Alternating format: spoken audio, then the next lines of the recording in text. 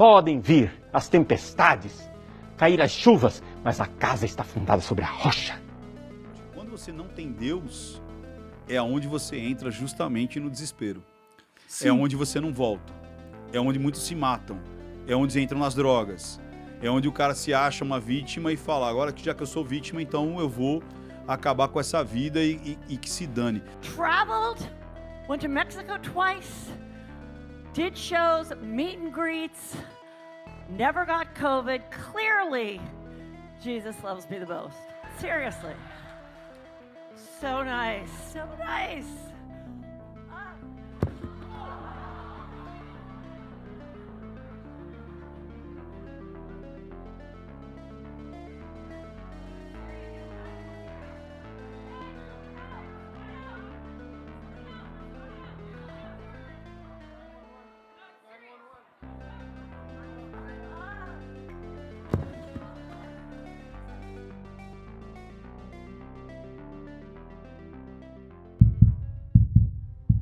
Deus.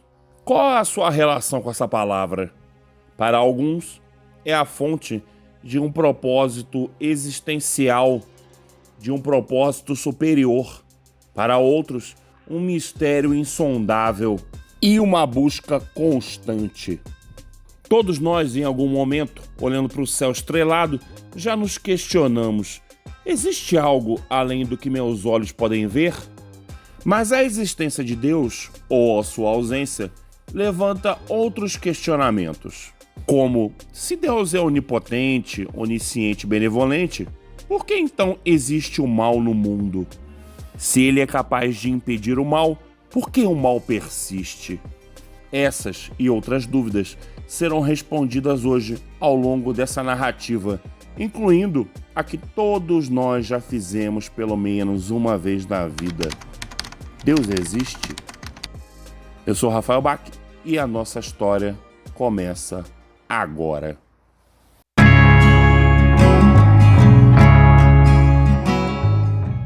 Para as religiões judaico-cristãs, Deus é onipotente, onipresente e onisciente. Isto é, ele pode tudo, está presente, está ciente de tudo. Mas Deus também seria a origem do mal? Aureliano Agostinho, nascido em Tagaste, na Numídia, norte da África, em 354, tornou-se um grande filósofo, vindo mais tarde a ser conhecido como Santo Agostinho. E é ele que vai responder a esse nosso questionamento. Deus teria criado o mal? Agostinho foi capaz de responder a um aspecto do problema do mal muito facilmente.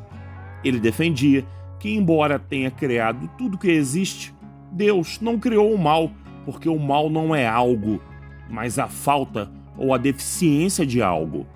Por exemplo, o mal padecido por um homem cego é a ausência da visão. O mal em um ladrão é a falta de honestidade, sendo que Agostinho tomou emprestado esse modo de pensar de Platão e seus seguidores, ou seja, o mal seria a ausência do bem. Mas ele também precisou explicar por que Deus teria criado o mundo de tal maneira a permitir que existissem tais males ou deficiências naturais e morais, como as que a gente vê no dia a dia hoje. Crimes, guerras, fome, violência, enfim. Sua resposta girou em torno da ideia de que os humanos são seres racionais, argumentando que, para que Deus criasse criaturas racionais como os seres humanos, também tinha de lhe dar o livre-arbítrio. Ter livre-arbítrio significa ser capaz de escolher, inclusive escolher entre o bem e o mal. Por essa razão, Deus teve de deixar aberta a possibilidade de que o primeiro homem, Adão, escolhesse o mal em vez do bem. Mas agora eu vou vir com uma afirmativa que vai bugar a sua cabeça. O mal existe porque Deus te ama. Sim, o mal existe porque Deus te ama. A existência do mal é uma declaração de amor de Deus por nós. O mal é um pré-requisito da liberdade.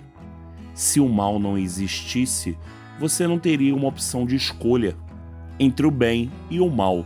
E se você não pudesse escolher, você não seria livre.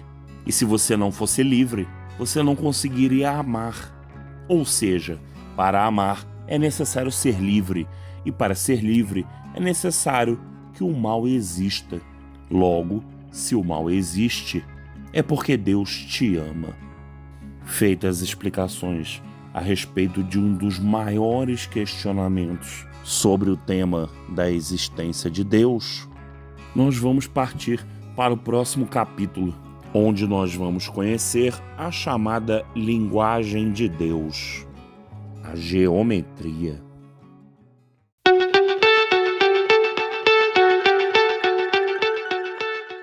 Existe uma linguagem capaz de explicar a essência de todas as coisas, uma linguagem que, de alguma forma, conecta todos os pontos, desde o voo de uma simples borboleta até o movimento de galáxias.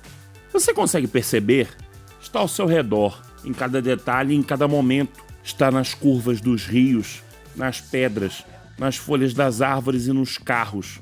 Está na palma da sua mão e em teias de aranha. Não se engane, existem padrões matemáticos e geométricos em tudo. Mas isso não é uma coincidência. São padrões fundamentais na estrutura do universo e da realidade. Desde os tempos mais antigos, grandes pensadores têm buscado respostas para os grandes mistérios justamente através da matemática e da geometria. Euclides escreveu que as leis da natureza não passam de pensamentos matemáticos de Deus. Mas não só ele, como diversos outros pensadores, acreditavam que a matemática é uma espécie de linguagem do universo, do qual tudo, absolutamente tudo, pode ser explicado. Já Pitágoras foi um dos primeiros a reconhecer a conexão entre a própria matemática e a realidade metafísica. Disse que os números regem o universo. A perfeição da natureza, e especialmente a conexão entre todas as coisas que existem, são, sem dúvida, uma prova da inteligência divina, ao menos para olhos mais atentos e espiritualizados.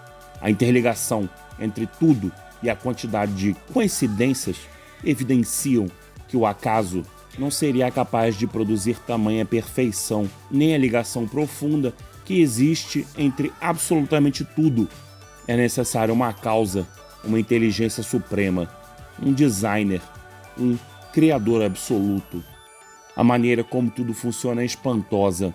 Na expressão da energia cósmica, por exemplo, Deus é matemático e geômetra e construiu o universo através dessas disciplinas. E não é à toa que muitos ateus dizem ter encontrado Deus na matemática e na física. Mas se você até agora não está convencido da existência de Deus, no próximo capítulo nós vamos te apresentar um homem que pode ser considerado um dos maiores gênios da humanidade e que, através das suas 5 vias, provou logicamente que Deus existe.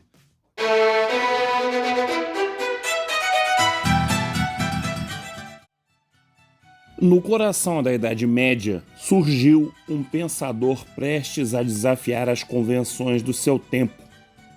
Nascido em família nobre, Tomás de Aquino foi inicialmente destinado a uma vida simples, mas, movido pela paixão pelo conhecimento, frequentou as universidades mais renomadas da Europa, onde iria se deparar com os textos de filósofos gregos, especialmente de um que mudou a sua vida essa que iria mudar a história do mundo, Aristóteles.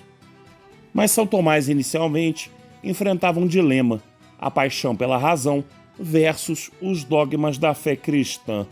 E foi essa tensão que o impulsionou a buscar provar a existência de Deus, sendo que foi Aristóteles a primeira peça desse quebra-cabeças.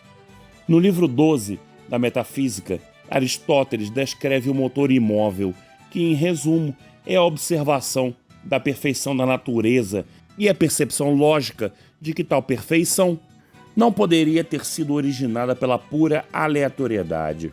Aristóteles disse: é necessário, portanto, que haja um princípio e que este seja imóvel. E tal como existe um movimento constante e simples na região celeste, assim deve existir também algo que mova de maneira simples e constante. E foi esse conceito do motor imóvel que levou o futuro São Tomás de Aquino a refletir sobre as 5 vias para afirmar que Deus existe, já que para ele a forma como o universo funciona não poderia ser mero acaso. Havia uma ordem, um padrão, uma força motriz. E foi justamente a busca por essa força motriz que levou São Tomás a uma incrível jornada intelectual na busca pela verdade. Mas o que são as 5 vias? Primeira via, o motor imóvel. A primeira via de São Tomás supunha a existência do movimento no cosmos. Todavia, as coisas não se movem sozinhas. Elas são movidas ou movem outras coisas. Logo, é fútil buscarmos uma causa primeira, pois não explicamos o movimento se não encontrarmos um primeiro motor que move todos os outros. Segunda via, a prima causa eficiente. A segunda via vai complementar a primeira, alegando os efeitos do tal motor imóvel. E ao observar o movimento, temos a percepção da causa e do efeito. Assim sendo, não existe efeito sem causa e vice-versa, sendo impossível chegar a uma causa eficiente que dê início ao movimento das coisas.